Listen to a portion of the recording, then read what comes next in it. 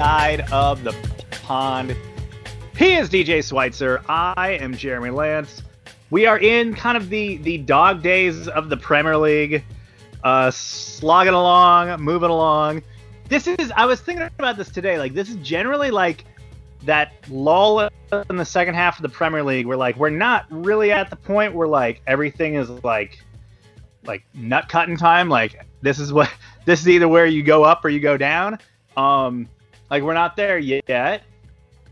And I think that this is the time where, like, there's that things kind of, and normally MLS just comes sliding in and fills the gaps, but we got to wait another month for that.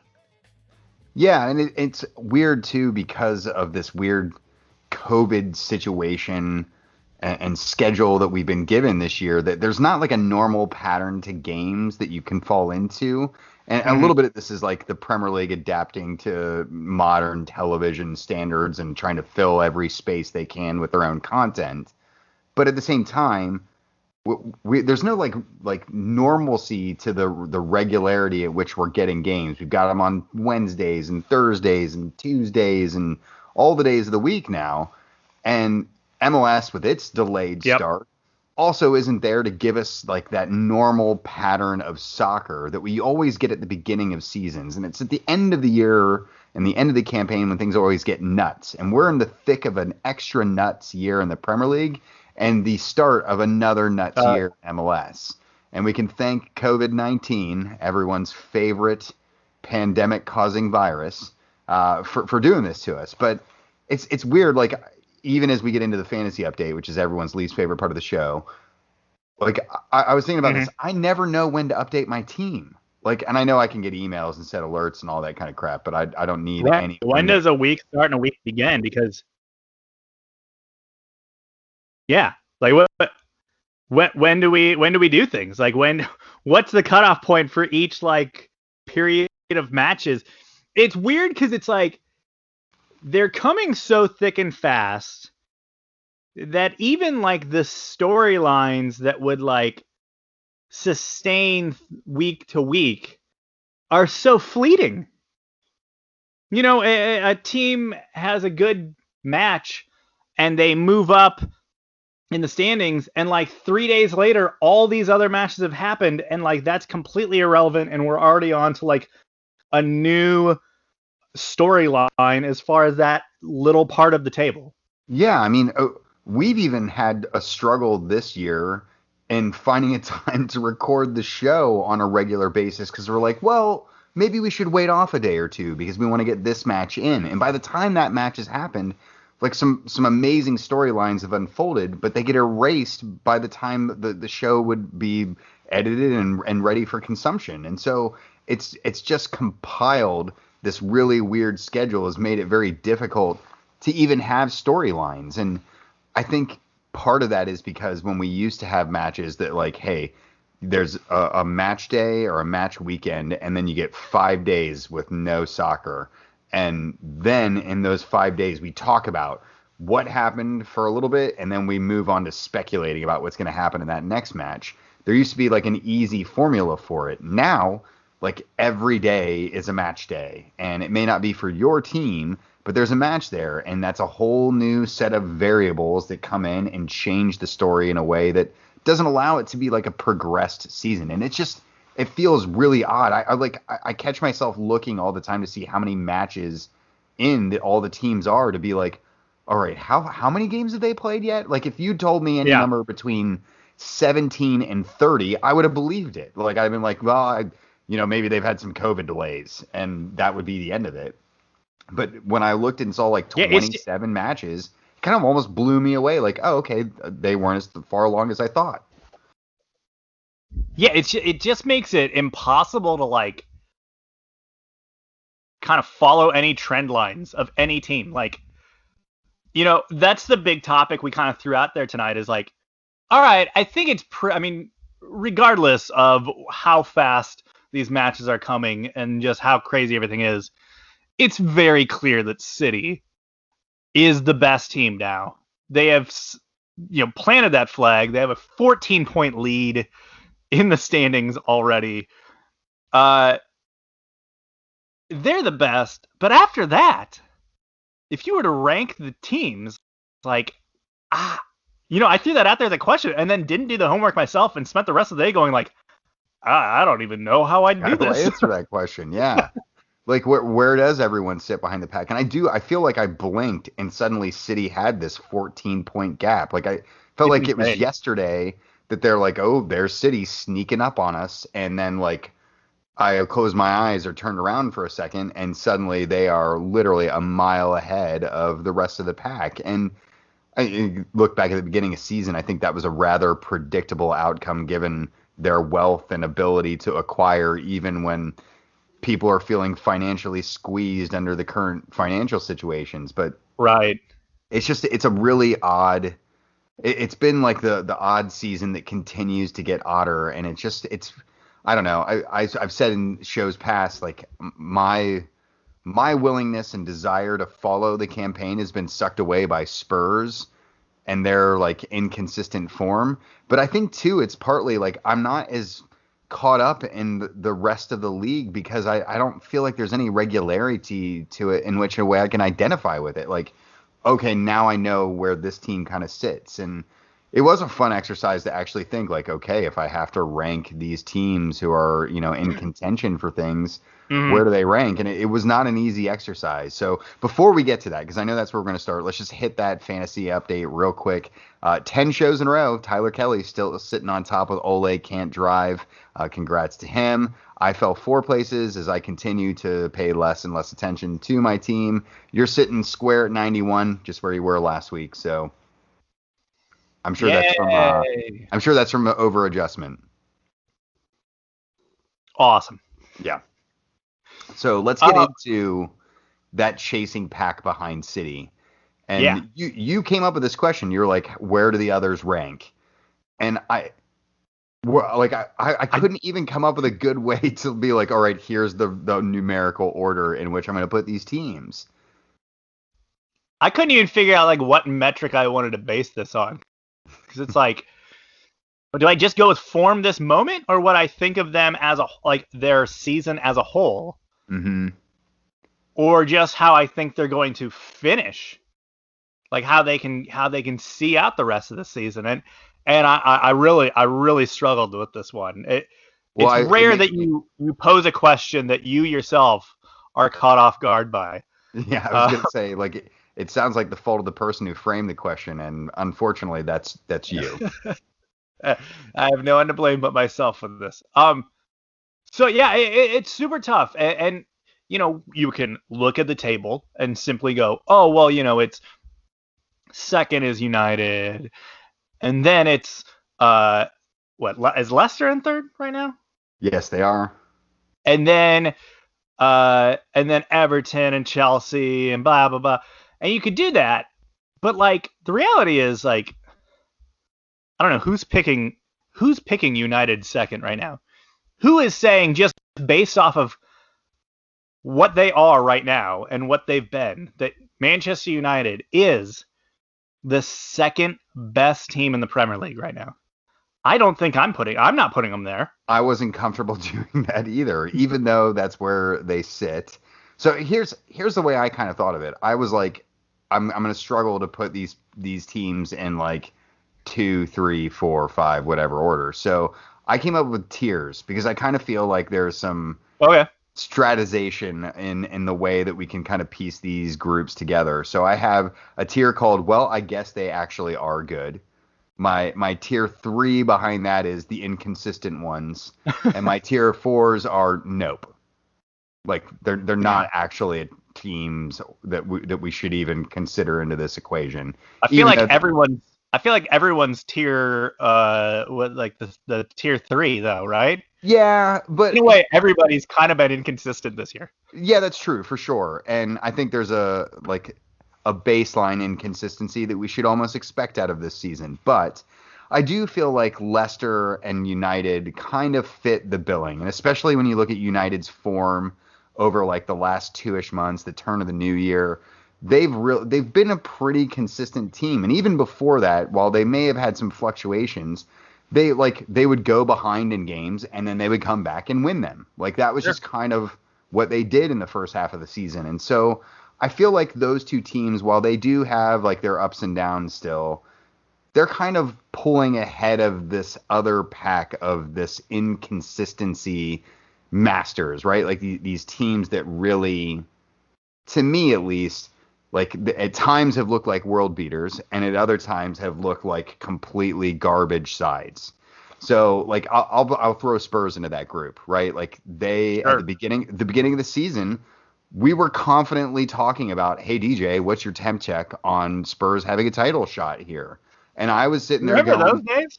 I was going, yeah, oh, okay, I can have that conversation and not feel too uncomfortable about it. And it seems wild now because that's clearly not a title winning side. But then you can also say that about Everton this year. Like they were unbelievably hot at the beginning of the year. Then they got really cold and then they got a bit hot again. Chelsea, cold. I mean, it's been in different spells, right? But I think all of these three teams plus Liverpool get this billing of inconsistency, and they just like any one of them could end up anywhere based off of the type of season that they're having.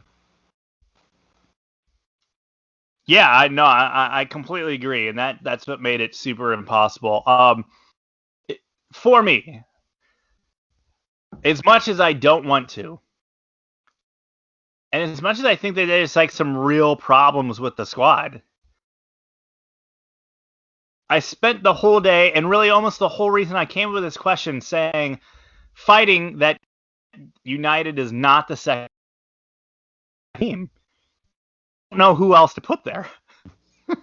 Look, yeah. I think I literally did just this big circle all day long of like, they're not the second best team, and here's why. And then I started on this journey of like looking into things and thinking about it, and I just continued all the way out until I came back around to my conclusion that they probably are. Yeah, and it's just that's what's hard about this year, right? Is like, you think about every once in a while you see these social media images where they're like the defeat wheel, where like this team has beat this team and that team had beat that team. Oh yeah. And like all the way around, eventually like they complete this wheel where one team has beaten one of the other teams in a way that everyone can make this neat little graphic. And that's kind of like this year in general, right? Like you can be like, well, Chelsea have been sputtering, but like they've kind of locked down their defense and they're not really leaking goals anymore. And like, that's a good thing. But like they can't score. And then you can look at a team like Tottenham who like have been able to score goals this year, but can't stop leaking them. Like it's like a major problem for them. And then you look at a team like Everton who are really good in every respect one week and then like completely trash in every respect the week after that. It's all very like different bits and pieces that you can make these arguments that this side is actually better than that side. And I think at different points in the season, you could answer the questions differently. Yeah, no, absolutely. I think the other thing is like, I have United as my second best team, but like, let's be very clear here. There is more than a 14-point distance between City and United. Mm-hmm. The gulf between where City is and where United and Leicester and Chelsea and Liverpool and all those other clubs that are contending for these European spots is an absolute chasm. I mean, it is... So, I mean, City is clinical and consistent and ruthless and have this firepower, and they're in every game, and you expect them not even just to win every game, but to really just run over most teams they play. United, again, second on my list here. I really actually don't have faith in them to do a whole lot except for try, and then also Bruno Fernandes does stuff. Those are the two things they have going for them. It's worked pretty well. And yeah, they've just been a little more consistent. But you go down, we talk about Leicester City, and I think it's one of the things that's kind of the talking point right now is like Leicester City are starting to show a little wobble in the legs. And we saw what happened last year, how after the lockdown and football return, and they couldn't do it. They couldn't pull it off. They couldn't hold the line, and they fell apart. And like we're starting to see the first little like shaky legs of that, and it's hard to not assume that they could very easily stumble back into this again. And then you look at Everton. They've been extremely inconsistent. They play very well, and then they go and like lose to Fulham, and just have matches that just don't make sense, and just seem like there's just no effort put in there, and that they just didn't have an answer. Chelsea are playing so well right now as far as like results and clean sheets and defending and possession. But you still can't really rely on them to score more than like one goal in a match. So it's like, are they really that good? Like, are they world beaters? Are you worried about them? Sure. Now, hey, sure. In the past like week, they have they drew with United. They beat Liverpool today, and they also about a week ago got a 1-0 victory over the leaders of La Liga right now. So like, they're good wins, they're good results against good opponents, but like still at the end of the day, like that complete inconsistency and inability to be lethal up top, like I just don't see them as like that big of a team that's like just gonna come just mowing through people. No, no. I mean, it's just that's like every one of these teams has a fatal flaw that like you can't look past, and you can't go, man, they've got enough in their tank to get over that to make them like a contender is the wrong word, because obviously City are so far ahead at this point, but to put them in the frame that they would probably consider themselves to be in. So I do. We talked about all these teams. I mentioned that I had a fourth tier, and I do want to mention it because I feel like it's worthy of mention. That fourth tier of mine, which was just the no or nope, was possessed by just a single team, and that's West Ham. They're in like this discussion. They're in this top 7 space at the moment. They're playing well. They look good. But if you look at their wins, they're against teams they should be winning against, and the teams that they should like need to pick up points against to really make a difference and put themselves into that European discussion for real.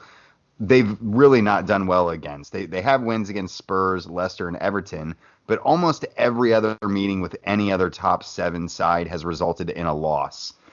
So they're having a great year, and I think they're performing above expectations. But this West Ham side is not. They're just not really in the discussion at all.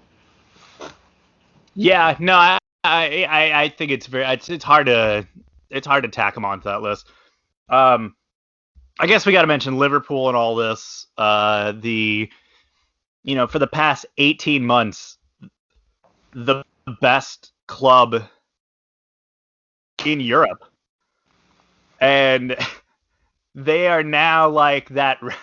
I don't know if you've ever seen it, like where someone's got like a really nice car, and it's just a real nice car, and then like they drive past you, and like their whole back end of the car has been in some horrible accident, and like they've just had nothing done on the body work. There's like that flap by the back wheel like is just going, and you're like, oh my goodness, like this is such a nice car, and this thing is absolutely just mangled in the back here. Like I'm depressed for this person, and that's Liverpool right now. Like they were this amazing sports car, and their back line and their goalkeeper situation is an absolute shambles right now. And for that, they're in a complete tailspin.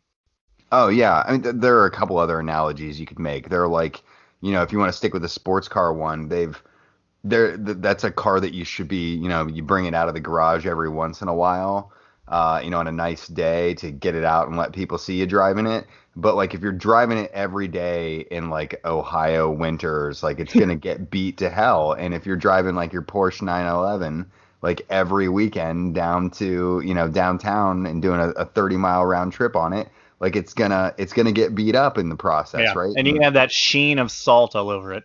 Yeah, and they've for real. Speaking of which, I need to get that washed off my car. Yep.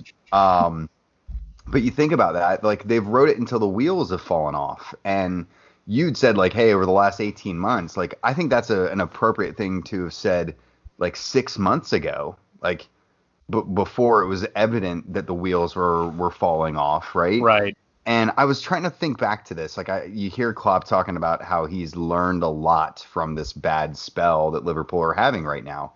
And I tried to think back to the last time they had a really bad spell. And he had a couple ups and down stints when he first came to Liverpool. But really, when you have to go back, you have to go back to his time at Dortmund. And you think about where he had Dortmund before he was fired by Dortmund. They were in Champions League finals. They were winning the Bundesliga. They were Yeah. competing for every trophy on tap in Germany. They were pretty much doing exactly what Liverpool were doing 6 months ago to 12 months ago. There are a lot of parallels I think you can draw to the way that he just exhausts the teams that he ends up having for a long spell of time. And maybe we're seeing the same cycle that Klopp puts teams through happen with Liverpool right now. And if you remember, like Dortmund were in some dire straits when they let him go. Like they were in relegation contention at nearly the halfway point of the season when Dortmund ended up canning him. So I Yeah. don't think Liverpool are in that type of danger. Like that's just not the way that things work in England. But at the same time, I think there are ways that you can look at that and go, there are some similarities that are unfolding here. Yeah, very much. It's so crazy though how quickly situations like this happen, and it happens a lot. It's not just a Liverpool thing. It's Mm-hmm. modern football it's not even modern football. It's modern sports. I mean, look at some of the situations in the NFL, in the NBA, Major League Baseball. You know, you have that championship season, and everything's awesome, and you think, man, we've really built something here, and you blink, and like it's just everything's just going straight into the toilet. Mm-hmm. It's it's always fun to get to the top, but it's usually a short-lived time on top of that perch. And yeah, the Liverpool, maybe they will, rebound from this and find themselves in a good spot come the end of the season. But if you had to put money on it right now, I don't know that I feel comfortable putting your money on seeing Liverpool in the Champions League places next year. Yeah, Joe Madden took the Cubs to the World Series and won it, the first World Series in 108 years. That was in 2016. By 2019, he was already being like run out of town as like get rid of this guy. The Eagles, Doug Peterson wins the Super Bowl just like a couple years ago, and they just absolutely like catapulted him out of his job a month ago. Like they couldn't get rid of him in a more vicious way. They couldn't stand him anymore. He had ruined everything. Get out of here, guy. But that was the guy that had saved the Eagles and had brought him back to the promised land. And like so quickly, everything went to hell.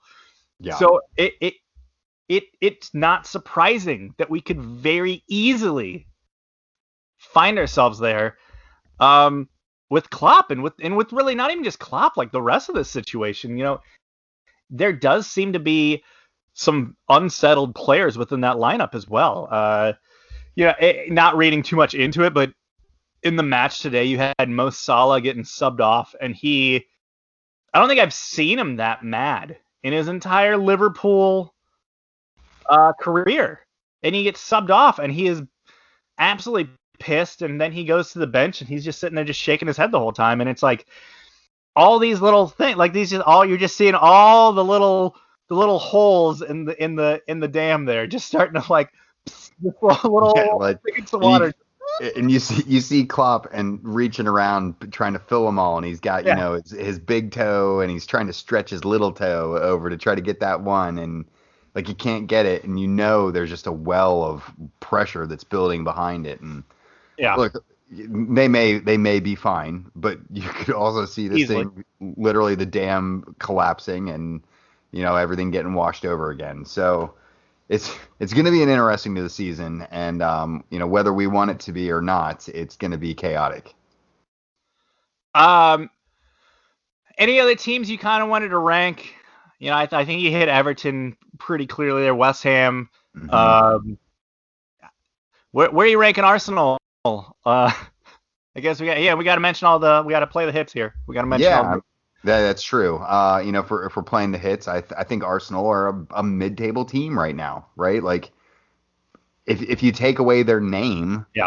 and you look at that squad outside of Aubameyang, like there's no one really in Saka. There's really no one in the roster that you go like, oh dang, right? Like that Right. it's a bunch of players who were either overhyped or never lived up to their expectations, and that's sad for them. But that's the state they find themselves in. And when you look at form, you're like, okay, this team does belong being alongside a team like Aston Villa, right? Or a Southampton.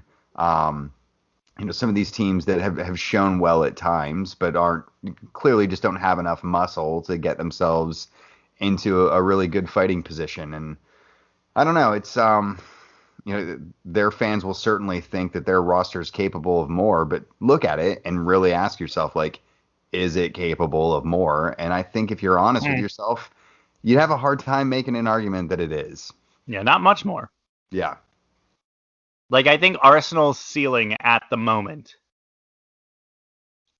6th or 7th. I mean, I think right now, if they got themselves into Europa League places, it would be a pretty miraculous campaign for them, like, given the way things have unfolded. So, Yikes. yeah.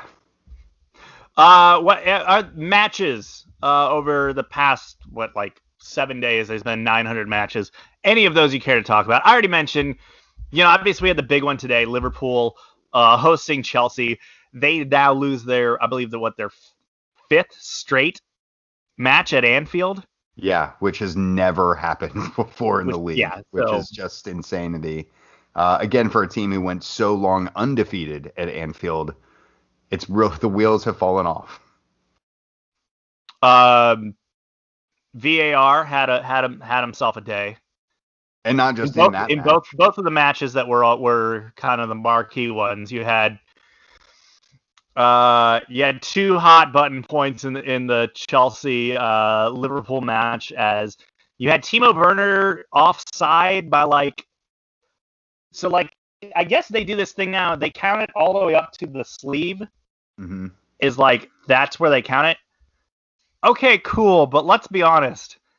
If I'm in the box and the ball hits me right here, they're calling that handball. Most likely 8 out of 10 times that's getting called handball. Yeah, but then if you slide over to the Spurs Fulham game today, Fulham had a goal chalked off for a handball call that VAR awarded that was clearly not a handball. Now, there's very few things about the handball rule I thought we were all still in agreement on.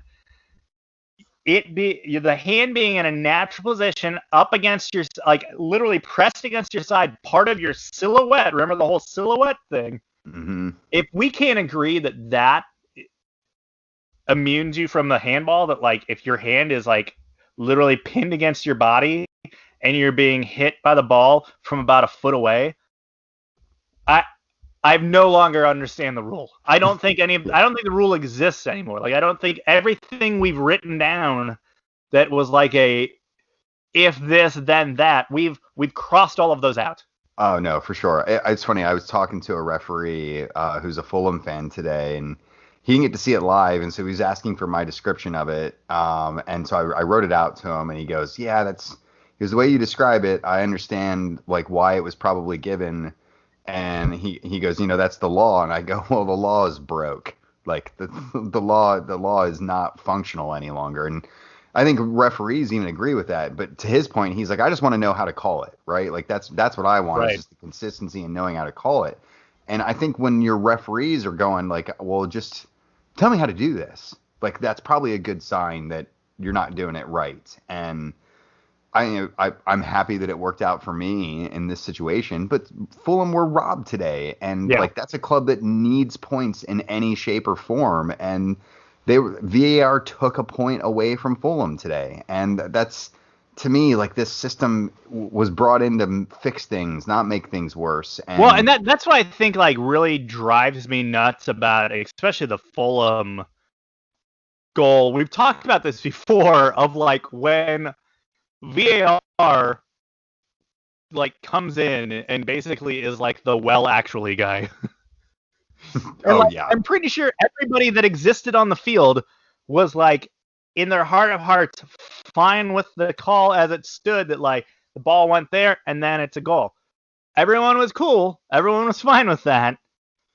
And then VAR had to come in and go, "Oh, well actually it hit his arm." And you're like, "No, like everybody was fine with how it was going. Like what are you doing? Get out of here." like no one likes the well actually guy. Like No. have you ever met anyone who you're like, oh, I love that guy comes in with those interjections, Mhm. and we like willingly adopted one into our ranks. And I was thinking the other day about I tried to go back and find some of my earliest tweets about the idea of video review in soccer, and I was like such a strong proponent of like, look at all these other leagues that are doing this. Right. Like this can work. Of course it can work. We have the technology, you Instant know. replay exists in every sport here in America, so And not that there's not controversy, but like well, the there's a optimism. lot. Yeah, but the optimism that I had for it was so high, and this is just so utterly beyond what I even considered it might be. And I don't know. We keep taking it farther than it needs to be. Yeah, yeah, Like it just needs to be there to check the basic things. It does not need to be there to well actually the most minutia like micros. They showed the whole Chelsea offside thing. Like even the commentator was like, this still the image that we're showing, how are we even sure that the ball has left Jorginho's feet in this? Like, what are we doing? we can't be like that's the thing is like the technology's good, but it's not good enough to actually know that. And I'm sorry, like how many times have we been over this? Like the frame rate means that it's coming at you so quick that there are multiple frames where like someone's foot can look like it's still on the ball where it may not be, it may still be. And the amount of space that people can move in that amount of those 3 frames is huge.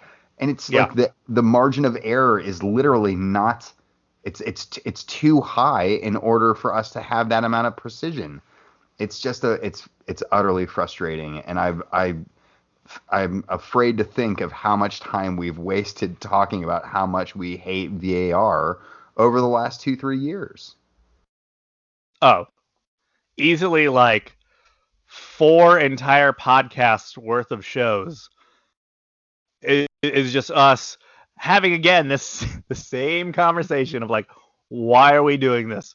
Why was this? Why are we being overcorrective in our VAR? Why is VAR the crutch?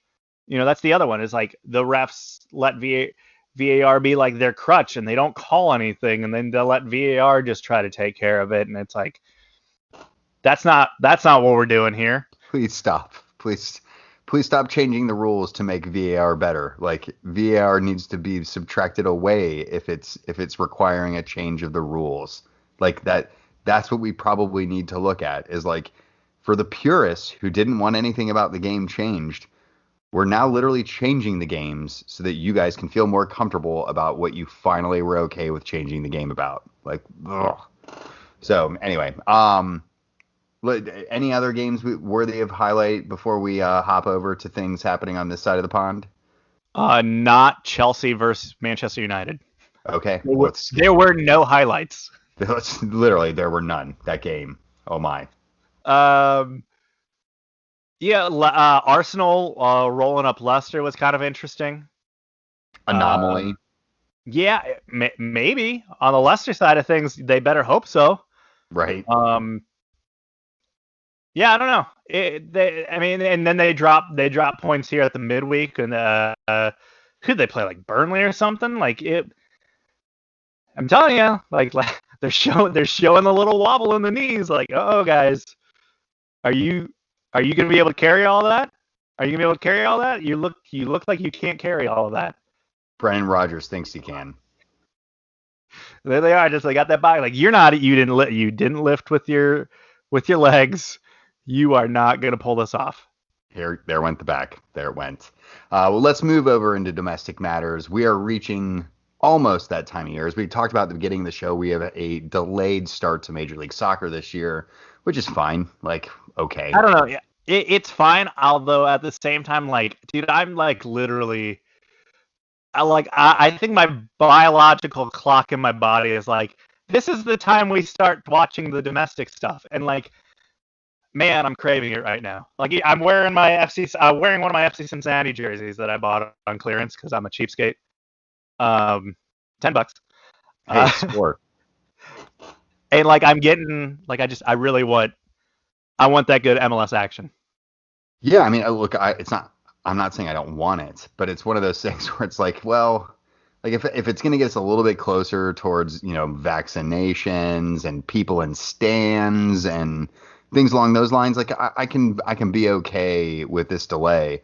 And to your point, like I feel you. Like my what's that called? Your diurnal clock that gets your body from nighttime to daytime and why you like to sleep at nighttime. That thing's all screwed up, and it's been screwed up for a long time. So I'm not expecting for it to come back to normal. But it is nice to see, like, on social media every day, like all these MLS teams getting together and having training sessions, and we're seeing preseason schedules come out. And oh man, weren't you excited to see that schedule of all those games that aren't going to get streamed? Yeah, Like, man, I can't wait to follow the live tweets on that. That's gonna have to clear my schedule for that. It is amazing how soccer is just this one sport, at least in MLS, where the teams are just like, look, we want you guys to get hyped for the season, but you're going to have to pretend to know what we are going to look like before you actually see us. Yeah, no one can watch this. Are there any I don't things think are there are happening. any other sports that do this? Like even European soccer. No, I mean NFL. broadcast. Right. Most preseason sports happen, NBA preseason games, NHL preseason games, those exist where there's actual like cameras involved and people can watch it. I mean, my goodness, this is the week that spring training has started, like actual spring training games that are absolutely unwatchable and worthless. But everybody's just so, like, everybody here in the Midwest is just so jacked to think of like days when it's not 40 degrees or worse outside that like we just get like our daughter up watching these guys play a seven inning like fake game in Mesa, Arizona, and we're watching that on TV, just getting all excited. Like that's the thing though. We watch it, we get excited, we overanalyze it. Like preseason should be this thing where like everybody kind of gets all jacked up and then gets the juices flowing. And MLS like wants to have that, but then at the same time, like they're of two minds. Like they want to have this and they want to push this out, and they have all these schedules come out like by the teams, like, hey, look at our preseason schedule, and then it's like, oh yeah, by the way, you can't watch any of these. No, no, and you see fans talking about trying to like, hey, can I go climb a tree near the training grounds? Like, there's literally these type of discussions happening, and it's like, guys, like, like, shoot. Make people pay for it. Like, it's not like we've not seen all these clubs dip into the coffers before. Like, hey, if you think there's a market for it, someone will pay up and watch and steal your stream and put it on for an illegal one for the rest of us to watch. You could even be like, hey, it's $2 for the game. $1 of it goes to, fill in the blank charity. Brilliant. We don't need multiple cameras. I mean, we don't. You and I are conditioned from having to watch, NPSL broadcasts where one camera is almost too much for that entity to handle, and it's just literally some intern, literally with a handy cam, just rotating it in the press box, like, we're down at this end, we're down over at this end now. Yeah, and I'll take that. people would complain, but if you're setting the bar at $2, like then you know what you're getting. So, Yeah, $2 but broadcast. hey, we're there. We're inching closer and closer towards the season now. We're getting kit reveals. We're not going to get into those yet because we usually do a whole thing on those in our MLS preview show. Right. But those are dropping. Uh-huh. Hooray!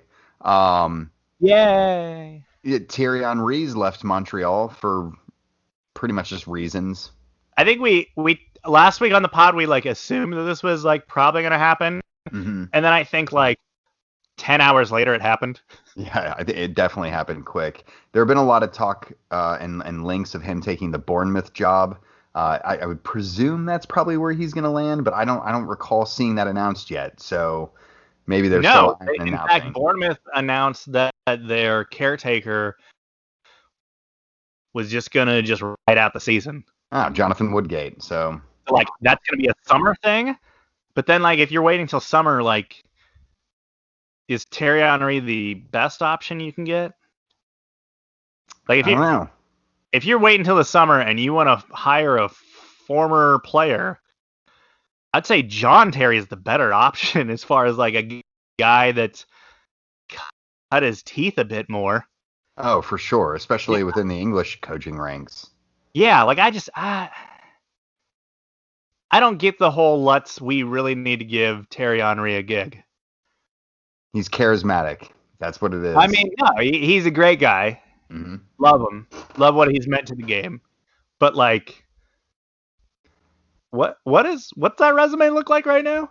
It's So we spotty. had he took over did Monaco. he go to Monaco first? Was it Monaco and then he was like fired within like a month, right? Like he Hmm. lasted a very short period of time. It went Then very he was poorly. like then Roberto Martinez brought him in as like his like assistant at like the Belgian national team. Hmm. So he was there for a hot minute. Then he comes to MLS and he did whatever. He did fine. I mean, I guess I don't know. Yeah. It was whatever. I mean, it was a completely inconsequential, nobody cared tenure. He had that one speech that they caught on social media and shared, and everyone was like, "Oh, damn, Thierry Henry, what a great motivator." And then that was the end of it. Yeah, that's it. That's the resume. Yeah. And like we want to give that guy like a pretty cush championship gig. Okay. Okay, all right, go for it. Maybe not what Did I you would. lose Frank Lampard's number? Did you lose John Terry's number? Did you lose what again? Why did you fire Eddie Howe? Yeah, I don't know. Talking of other places where people are just walking out on the job. How about Ron Burkle walking out on Sacramento? Oh my god, dude, this was talk about a wild Friday evening news dump Oh man. of MLS putting out that statement of, oh hey, by the way, just to let you know, the Sacramento bid has just been torpedoed. Oh, and by the way, and oops on our end. Because you're probably thinking like, hey, there's already like a logo or like a thing on the masthead. Like this was like already official, right? Aha, JK, we actually didn't put anything in like formal writing or like take any like earnest money or anything like that you like normally do when you agree and finalize these like incoming expansion teams. Like MLS just didn't do any of those things, which almost makes you think like MLS kind of knew for like a long time that this thing was like not gonna work out. Yeah, I mean, I think there's almost a certainty, right, that he communicated a while ago, like, hey guys, I'm sorry, but I just don't, this isn't going to be something I can really do or want to do or whatever. And you really want to like, I'm sure there's probably some sort of legal reason why they can't hold him to the coals, but it's kind of like They didn't sign stuff, it sounded like. Yeah, and I will tell you firsthand that MLS will make these announcements without having the paperwork signed. I'm not saying that I've worked for a team that happened with, but I'm aware of at least one other one that I know for certain that did happen with.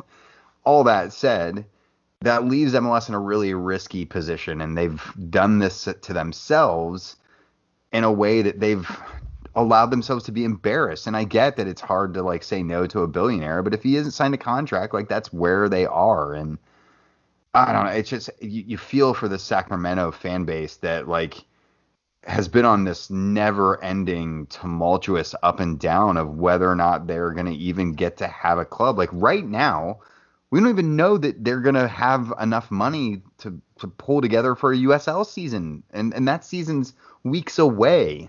So it's just, this is a fan base that has done everything right, like everything right.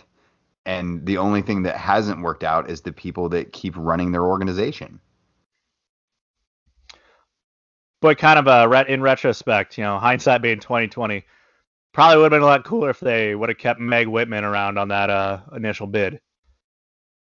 You do wonder what kind of kryptonite is buried in Sacramento that keeps forcing people out of the equation there. It worked out well for us over here in Cincinnati, but yeah, like I don't get what keeps happening with this snake bit MLS bid.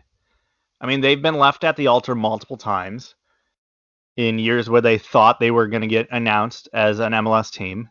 Mm-hmm. It finally happens well after other teams that didn't even exist when they were already in the discussion for a team.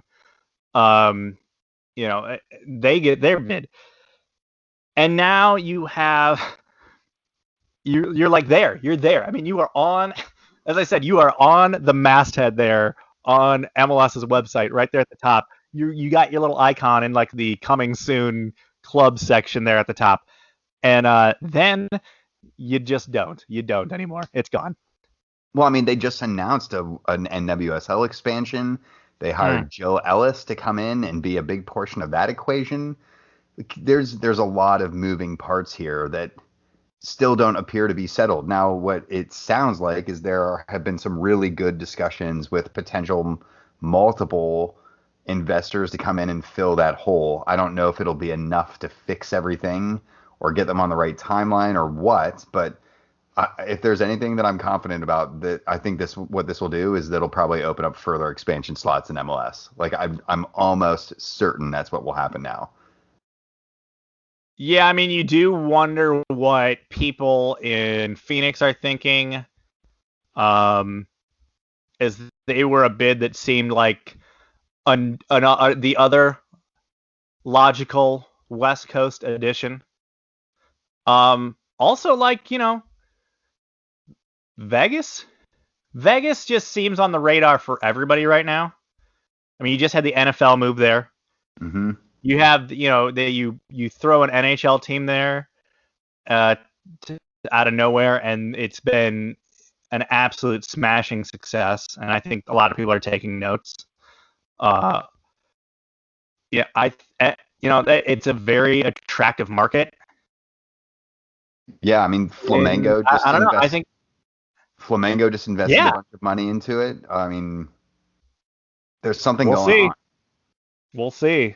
Mm-hmm. But yeah, if you're in either of those camps, you're kind of going like, oh wow, this might be our in. Like, this might be our opportunity out of nowhere. Right. Get back in this thing. Well, we shall see. So Austin's obviously showing up this season. Now we delayed the start for everyone else, right? So Charlotte will be next season, and St. Louis, or was St. Louis punted even farther than that? I'm fuzzy. I forget / don't care. Yeah, both. We did. I didn't put it down here. We also didn't mention, because I think it just started to trickle out last week. How about those? How about them prices? We talked about the seat license, but boy. Now, just the blowback and it kind of just seems like it's a bad situation real quickly there in Charlotte. There's nothing worse than giving yourself a PR disaster before you even kicked a damn ball, right? Right. just this seems like this would be a hey, low point, low barriers for entry, like year one, guys. Like let's not go for the jugular on that first stab through. And it's it's like these expansion teams come in, they're like, hey, look, we saw what Atlanta did. We can be the next Atlanta. We have an NFL stadium, and it's kind of like I don't know that Charlotte's Atlanta. Like you guys are Yeah. kind of two very different cities. Yeah. A, you're not Atlanta. B, don't just go on the hopes that you're going to be a smashing success right out the gate like Atlanta. C, Atlanta's didn't do the dumb things that you're currently doing. Yeah. So in your attempt to be like Atlanta, you're doing non-Atlanta things. Well, watch Charlotte will probably all make us eat crow and have 80,000 people at their first match and every match thereafter, but seems unlikely with those prices. Oh boy. Two other real quick things. Obviously, positive stuff. Weston McKennie getting his deal made permanent at Juventus, which is, I mean, awesome. Yeah. I mean, a foregone conclusion a while ago, given how well he's played. But I mean, it doesn't stop being super cool when you think about, hey, this guy is literally a regular with Juve and like probably one of their better players for a good chunk of the season too. So, and even better news for him is he's escaping the sinking ship that is Schalke for like permanently. Like he's kind of going, thank God I'm not stuck and going down to play in the second Bundesliga next year. Yeah, that would be not ideal. The other thing, and kind of just bringing it back to MLS here real quick, I feel like just a couple weeks ago we didn't start the pod till like midnight and we were going crazy. And look at FC Cincinnati, they've made all these moves, and now it's turned out that all these moves was really one move and two moves that didn't end up happening. Yeah, and potentially another one that may not end up happening right now. I think, look, they've surprised us before, so I'm be a little remiss to say this isn't working out, but it's showing a lot of those similar signs. And look, the Brenner deal is great, like it's good, but he's not going to do it on his own. And no, he needs someone to give him the ball. If you can't get all the pieces in place, I don't know. I mean, it's a tricky situation, and they keep leaving themselves in it. And I understand that finding these type of pieces that they need is a very difficult and tough task to do. But at some point, you almost have to pull the trigger on something and just go like, hey, we're gonna make this happen. And if you can't, then you're gonna continuously fall short of the goals you're setting for yourself. I do wonder.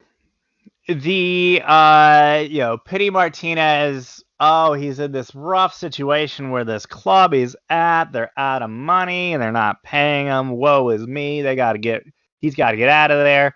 And then this FC Cincinnati story comes out, and then it's instantly, oh no, everything's great here. It's great. Look how great we're doing.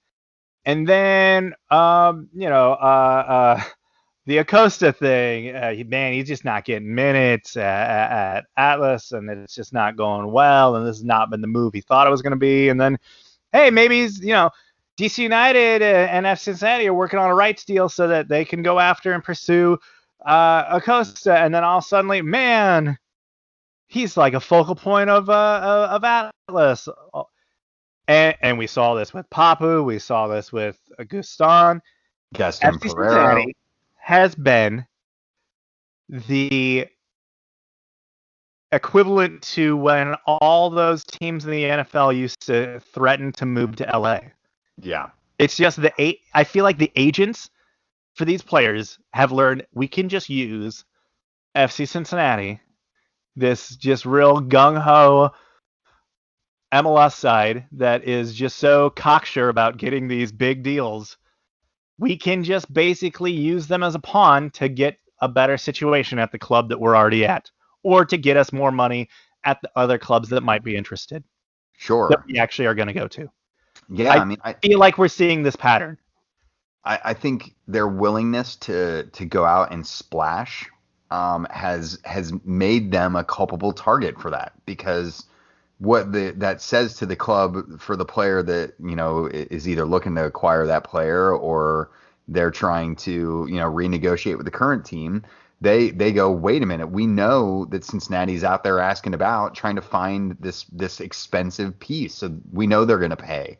So it gets people back to the table and discussing things that they may not have because they know FCC are willing to spend. Now that's a testament to their willingness to throw their checkbook around. But if everyone's using you as a pawn, no one's actually playing your game, then it's unfortunate, and it ultimately just leaves you with a bad reputation. Now, this is speculative, right? Like, right. It's just one of those things man, it just keeps happening, and I had to vocalize it finally of like, am I the only one seeing this, that like we're possibly being used as this pawn for all these, these slick agents out in Europe that are just trying to like get their guys a better deal?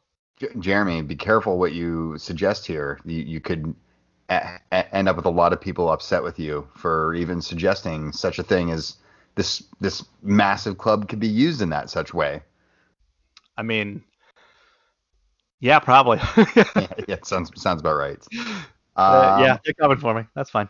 I think that brings us to the winners and wankers segment of the show. Yeah. Yeah.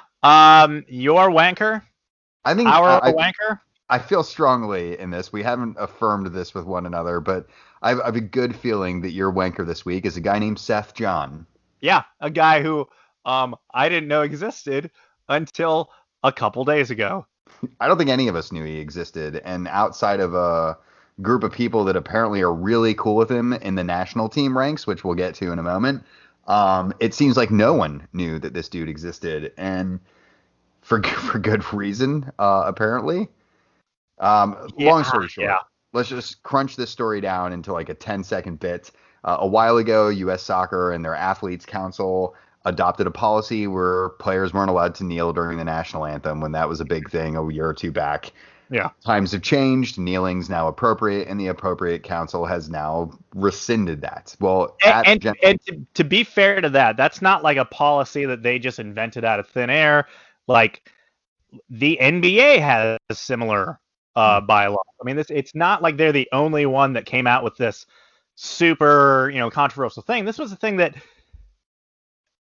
not too long ago didn't seem like that big of a deal that you would have to think about it, but obviously things have changed as far as how how people have been behaving during the anthem, and that's become like more of a plot point. And so you have these bylaws that seemed like a no-brainer like 10 years ago are now not a good idea right now. Yeah.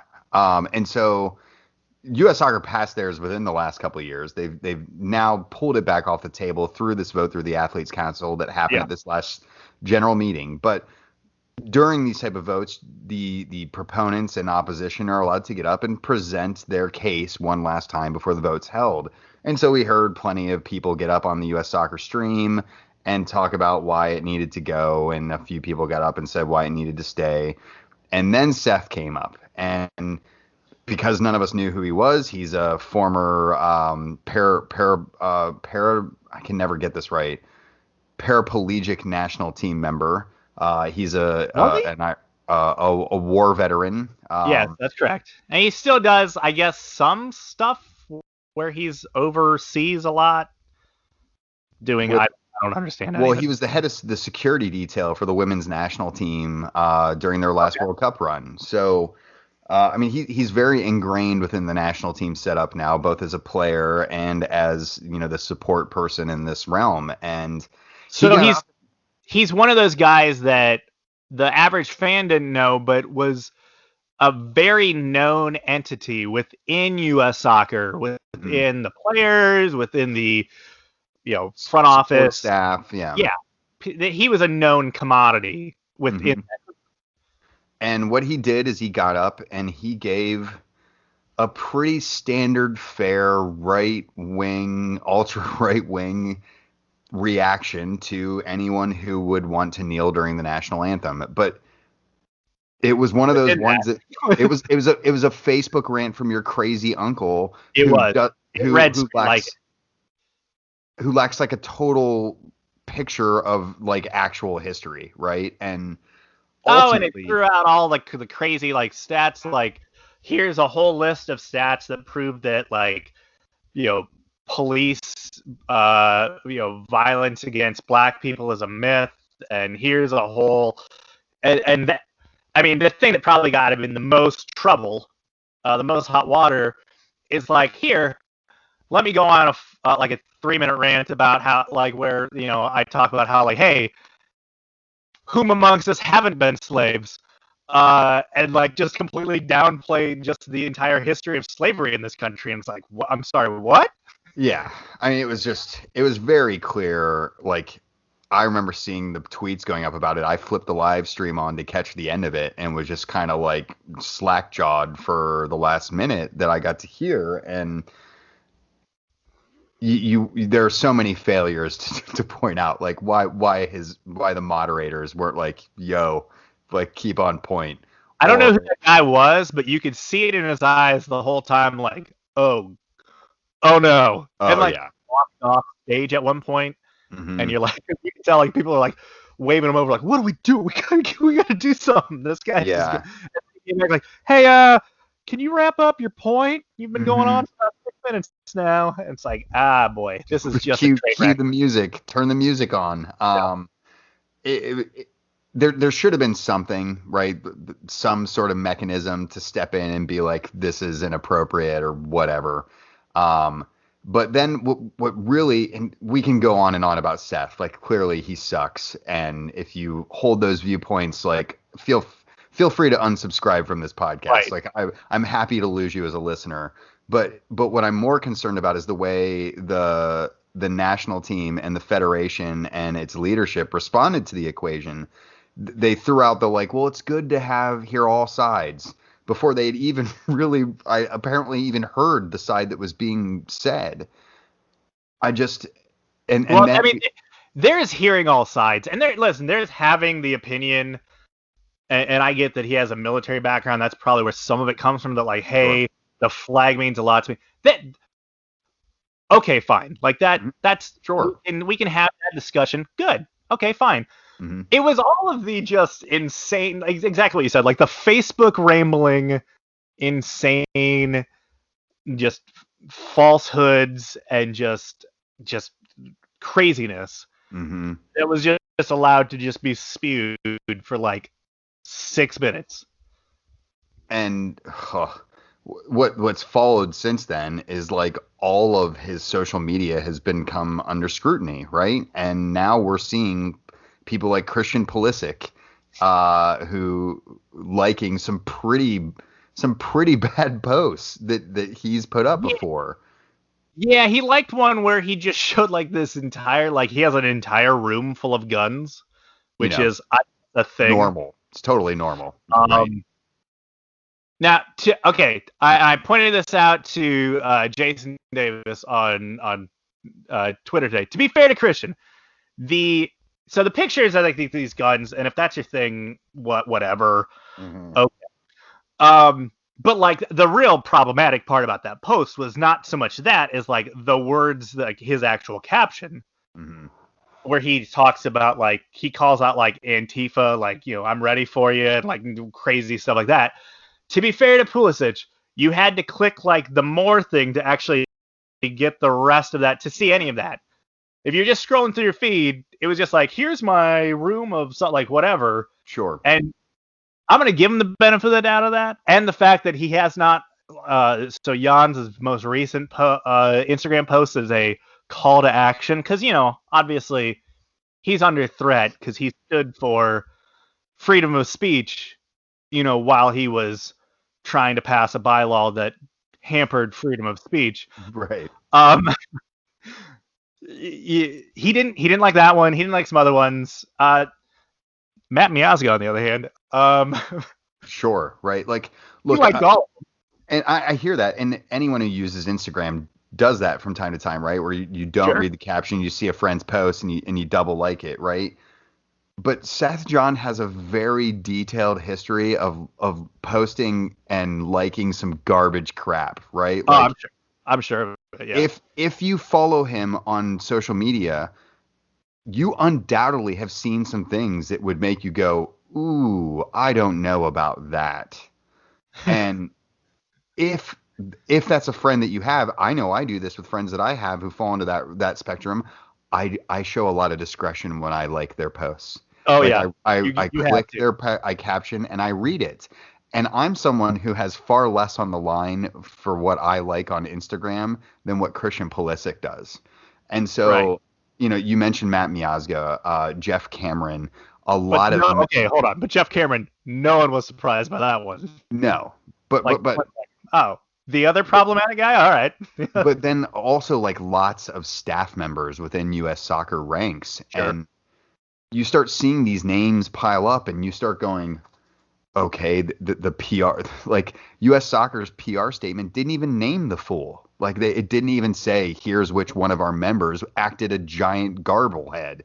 And I Well, understand and that then there's and some legal stuff, sure, but but and Seth put out that whole statement afterwards, in which he said that he had a lot of um a lot of private support from people within U.S. soccer, and he was disappointed that they weren't being vocal and standing with him, out in public. I mean, And yeah, the statement didn't call him out. Like sure, no, the leadership took soft positions in their original statements against him.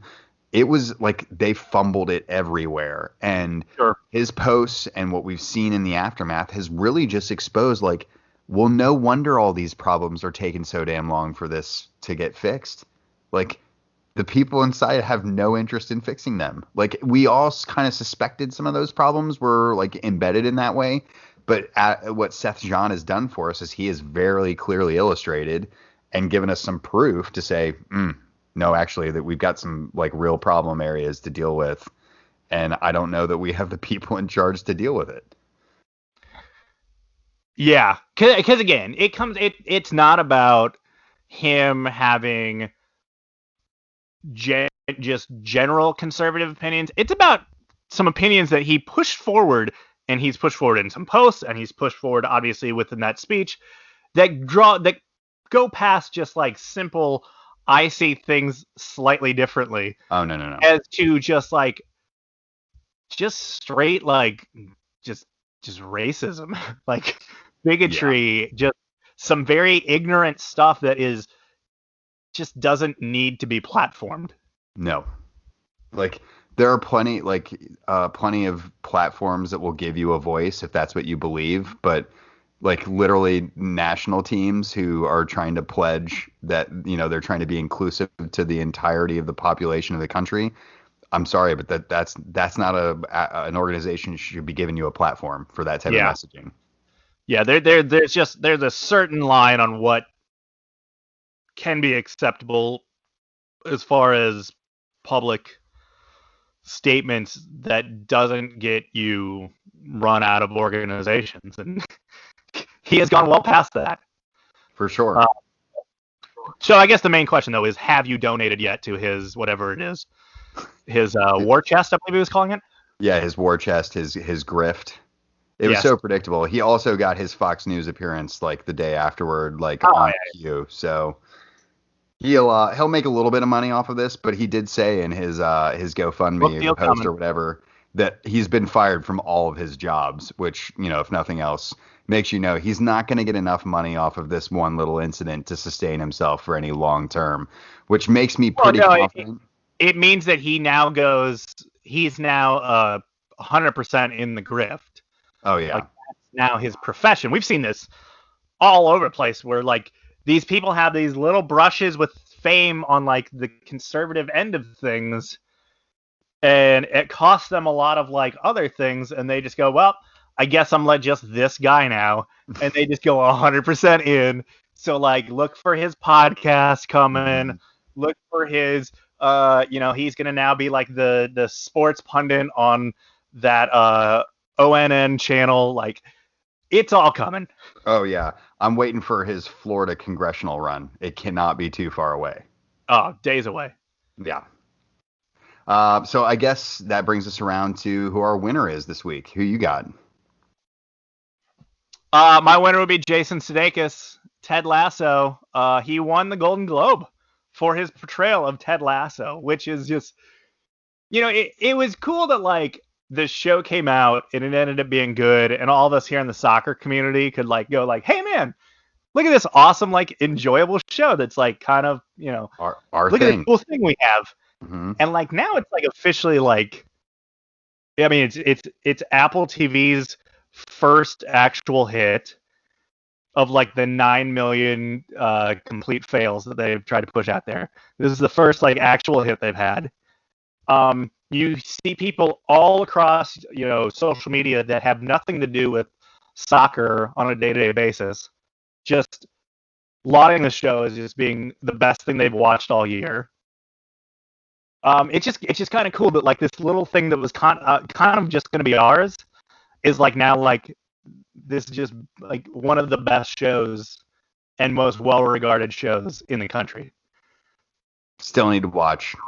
Just need to binge on that. Again, if you just buy a new Apple product, you get that 1 year for free. So I'm inching towards getting that new MacBook Pro. There you go. Yeah. So that's the bonus for you. Right. Your winner. My winner this week, I'm giving my winner to someone outside of the world of soccer for being critical of someone inside the world of soccer, going to LeBron James for smacking back Zlatan and his idiotic stick to sports comments. We've done a lot of politics on this week's episode, but oh my God, can we retire this argument? It's literally so dumb, because if athletes can't talk about politics, then neither can plumbers, neither can failed real estate developers, neither can like literally anyone. Like, who is then qualified to talk about sports if certain sects are not qualified to talk about it? Yeah, it was just a weird one too. Like, where did it came out? I felt like it came out of nowhere. It really did. I'm sure it was one of those weird prompt questions in an interview that just came up, and then he just picked LeBron out of like a hat of names to like mention. Like that's what I didn't get to. It's like, okay, so that was the athlete you picked. Like, and I'm not like a LeBron fan really in a lot of ways. I think he does a lot of dumb things within how he treats fans and stuff like that. Like, listen, like his whole like coming to the Lakers and like some of like the really crappy moves he did to like the fan base there, where like he had all these events at these Blaze pizzas he owned, and like people like lined up and he never showed up to any of them. And he just basically made it this giant publicity for these, Blaze pizzas that he owned, and just got a lot of people to show up there, and then he didn't actually show up himself. He does a lot of things as far as philanthropy. I mean, he has schools that he has built. He gives a lot of time and money and effort and voice to a lot of, I wouldn't consider them political things. I would consider important things that we should all be behind, right? Like in impoverished communities, giving voice to oppressed communities, taking care of people. Like, these are not political things. These are things we should all be in favor of. Now, if we want to talk about politics, like LeBron has said some dumb things in the past during the whole NBA China debacle. Oh God. Where it was the Rockets, I think as a general manager or president, made us, kind of called out the atrocities going on in China. And then it was right when the NBA was going to do their preseason in China, and that became a whole fiasco. And LeBron, after like the dust had settled and like the NBA thought they had kind of like put things at ease, like came out and was like, well, that GM of the Rockets needs to like educate himself. And it's like, well, LeBron, I think you need to probably do a little bit of research. But he was the one actually speaking the truth. And the NBA, who has financial stakes in their relationship with China was the one trying to squash the truth because he wants the monies. And so, like, yeah, you could call him out for times like that, but like, A, that was like a year ago, well over a year ago. B, Zlatan, you don't stick to sports, and when you don't stick to sports, you just stick to like just promoting you and your brands and just whoring yourself out to any advertising and promotion that comes around. Like, is that better? Nah, I think you could be like, if he has issue with the schools and all that kind of stuff, that bleeds into the whole, like, why are these things being made into politics? Right. But secondarily, like, even if you look into Zlatan's own family history, like, his family are literally refugees. Like, they fled persecution in their homeland to land in Sweden, and that's why he plays for their national team. So to me, it's flabbergasting that this guy is who is an icon for kids who grow up in that type of world to be against the idea of pushing for impoverished communities. Like, and that's clearly LeBron's biggest thing. I'm not saying LeBron isn't sometimes a fool when he opens his mouth about political matters, for sure. I just think everyone's entitled to talk about and open their mouth and make themselves look like an idiot. Like, that everyone has the right to make themselves look like a fool about politics. Doesn't matter what your profession is. And I was completely fine with LeBron being like, take a hike, Zlatan. Like, great soccer player, but like, why are you any more entitled to talk about me not being allowed to talk about this than I am about the other things I talk about? And it's just it's a tired argument. Like, everyone's entitled to talk about politics, even crazy people on Facebook. Even Seth Young. But you're also not immune from the fallout of that, right? Exactly. Like, LeBron could say something political, and it could, cost him a sponsorship deal. And like, hey, that's how it goes, bud. Like, yeah, I mean, he got some serious blowback. He got some serious blowback over his China comments. So sure. And look at a guy like Mesut Ozil, who spoke out obviously against what's going on in China, and you had the Premier League was taken off TV in China. You had all these, like, this blowback come at him, and obviously those are consequences that I'm sure he's completely fine with, because he says, I don't care about that. This is what's important. Yeah, I don't know. I just didn't understand, like, in February or March or whatever it was of 2021, that Zlatan decided to, like, pick this fight. It just made no sense at all.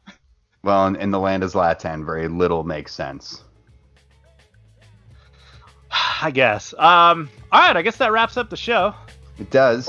Thanks as always for listening. If you're still listening, to our politics podcast, stay tuned for our next soccer one, which may or may not be worth listening to either. Yeah, Ezra Klein's going to be on it. That's all I got, buddy. Same for me. We'll talk to you guys soon. All right, bye.